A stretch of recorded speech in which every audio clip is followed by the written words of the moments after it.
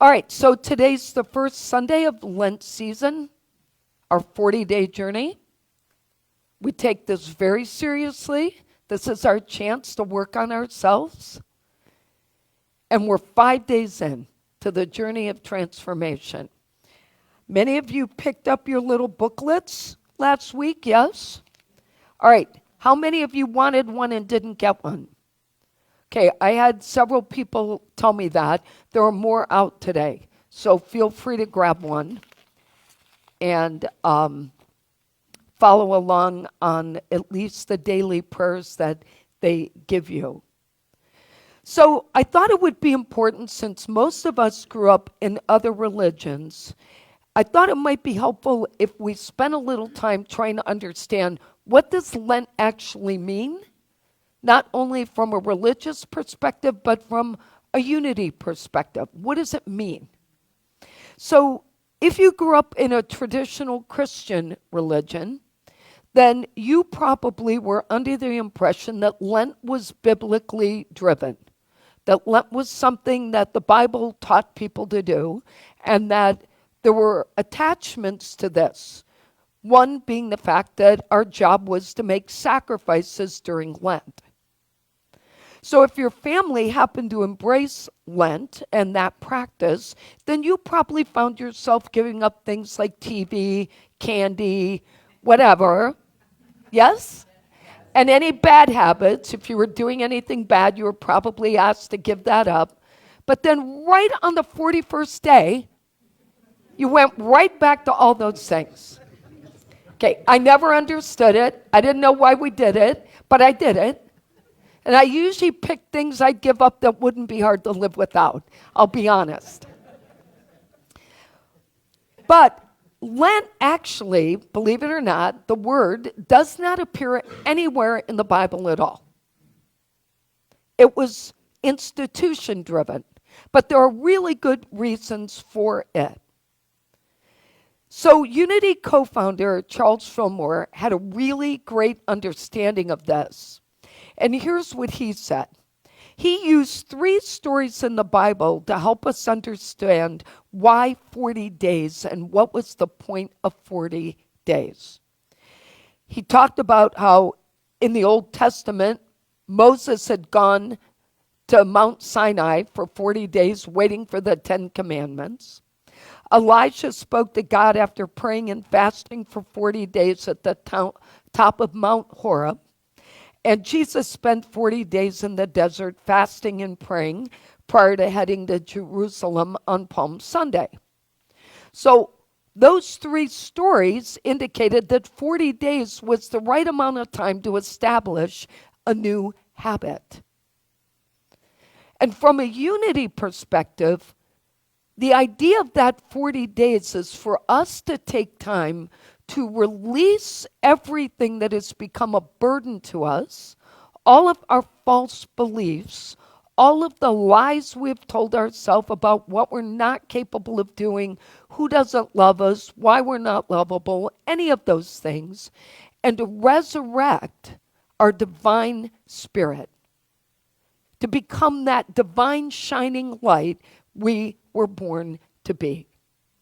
40 days to remember that we are more than this outer shell that we show to everybody. And that we're understanding of the power that can bring us. One of the best messages in our new Lent booklets makes reference to spiritual surrendering as an act of empowerment. And I love this message from Reverend Teresa Burton. It's on like one of the early pages. She says, it may have been tempting to think of letting go and letting God as giving up and hoping for the best. But that's not what it means. Instead, she said, it is a supreme act of faith. So many people, we've talked about this before, many people are great at having faith in difficult times in their life. When someone's sick, someone is dying, we need instant prayers, our bank account's empty, whatever it might be. We're great at wanting to have faith in those days. But the idea of faith is that it is something like a light within you that says this or something better. No matter what I'm facing, this or something better. My highest good will come forth if I stop controlling the wheel and I start trusting that something bigger than me that I'm connected to, that beautiful energy of that divine light that we all are part of, that tapestry we belong to as humanity that I was talking about last week, that oneness we share. That's what happens when we go in and we put our light on. We begin to light everything around us. And that's the idea. And while we may not openly admit it, we all know we have laundry lists of what we continue to hold on to from the past. Think about this. Anger, hurt, anxiety, resentment, blame, guilt, shame. And the craziest thing about this is that no matter how much energy we regurgitate, we think this stuff through, nothing changes. The memory still is there until we learn to release it forever and stop carrying it around like a bag of bad goods. We all have our stories. We have all had our triumphs. We've all had our tribulations. But the ones that have held us back become anchors around our ankles, paralyze us in our thinking. And when memories are triggered, the pain of that memory comes rushing forward into our consciousness as though it just happened yesterday because we never let it go. And then we add to it and add to it and add to it, and the story gets bigger and crazier. In the Lent booklet today, it said the message is about letting go of our human ego. And there's a reference to how after Jesus was baptized, he began to let go of his human desires and trust that divine power within him. This is often referred to as enlightenment, and it's intended to help us understand the difference between our need to control things and what divine will is. Remember, God is not outside of us sitting in a magical chair waiting to make decisions about our life. That God center is within everyone, whether they choose to acknowledge it or not. There's an article entitled The Dawning of Awakening that helps us understand our own transformation in thinking.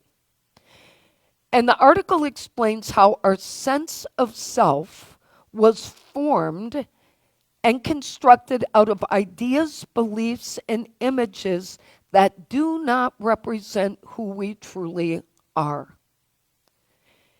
It does not define us. There is no center around it. It's all created by our thinking.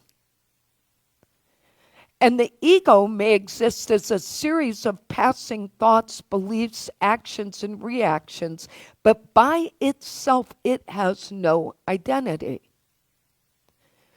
So what happens, and stay with me on this, is that when we lose our sense of self in that artificial realm, we think we've lost the whole world as we know it. Oh God, what would I be without my title?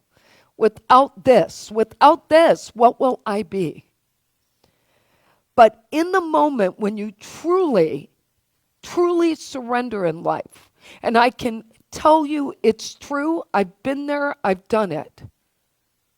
When you truly surrender to all the crap you have believed and you let it go, you're in this place of awareness you can't explain to anyone because suddenly you feel free.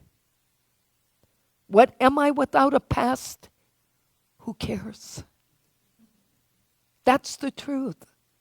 If you're not using your past for good, then you don't need it. If it's propelling you forward, then good. Hang on to it. If you want to talk about the good things you've done and the ways you've grown and the joy that you're experiencing and how you got there and it propels you forward, great. But if it is preventing you from one happy day after another, then you have to ask yourself why you continue to carry it. It is literally a shift in our perception, but it is the heart of our awakening. Look, let's be honest about our ego.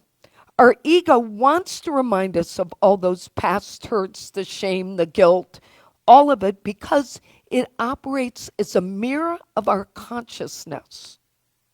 So whatever we are consciously going through or believing about ourselves, our ego's like the boombox. It comes out and goes, and there it was. That's what you said. You said you didn't like that person. There's that person right in your face. Am I wrong? Okay, how many times have you said, oh, I hope I don't bump into so-and-so at that party? And who's the first person you see? Right. Because our consciousness begins to create our reality. So you have to ask yourself, what am I constantly thinking about at that conscious place? And then the ego goes, there it is, you said it. So the programming comes from us. No one's making us think bad things or spew bad things. It comes from us.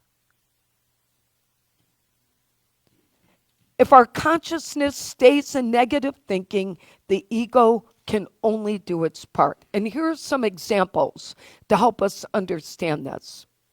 So, for example, thinking negative thoughts, saying mean things, versus seeing the God in that person and finding ways to speak more kindly. Using past hurts to validate why we were victimized, versus forgiveness during these 40 days and releasing it. Allowing repeated self-deprecation. I'm not worthy, I'm not worthy, I'm not worthy. Versus seeing that we have our own divine light. I'll never get that job. That person will never call me. I could never date this person. Blah, blah, blah, blah, blah. All that stuff we tell ourselves.